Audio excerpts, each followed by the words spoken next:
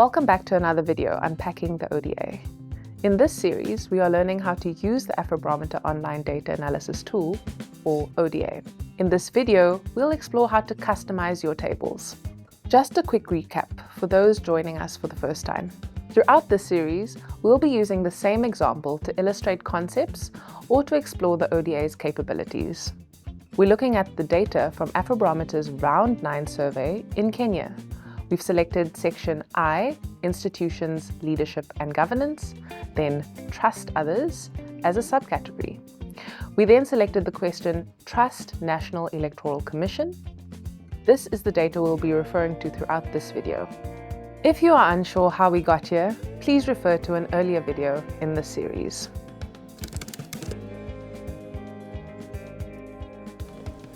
Let's start customizing the table. If you'd like to zoom in for a closer look, you can click on the second small box with 4 interconnecting arrows to the right of the Select a Crossing Variable box. In this view, the chart will now be displayed below the table. If you'd like to exit this view, click on the same box, now shown as 4 arrows pointing inwards. To access the other table display options, to fine-tune your view further, click on the small box with 3 lines right next to the Select a Crossing Variable box. Once you click on that, the other table display options will be displayed. The Exclude No Answers option removes response options where the percentage of respondents is 0.0%. It will remove these options from the table and the chart. Hide categories with no cases hides any answer options that no respondent selected, which is not applicable in our example. You can also increase or decrease the number of decimal places displayed. In our example, you will notice that if we increase the number of decimal places from 1 to 2, the Refuse to Answer response option now becomes 0.04% in the table.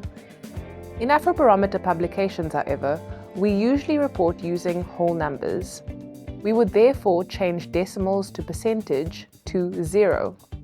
Rounding to a whole number helps avoid overstating the precision of our data. Like all survey data, our data has a margin of sampling error. That depends on the size of our sample. Larger samples have smaller margins of error. The margin of error tells you the range where the true population value likely falls. For example, a margin of error of 2 percentage points for our sample of 2,400 people means that if our survey found that 19% of Kenyans trust the Electoral Commission a lot, the real percentage, if we were to ask every Kenyan, is likely to be between 17% and 21%, 19% plus or minus 2 percentage points. In the forthcoming series, we'll go into more detail about Afrobarometer's sampling methodology and its implications. For now, we'll just note that reporting a value like 19.1% suggests a higher level of precision than our data possesses.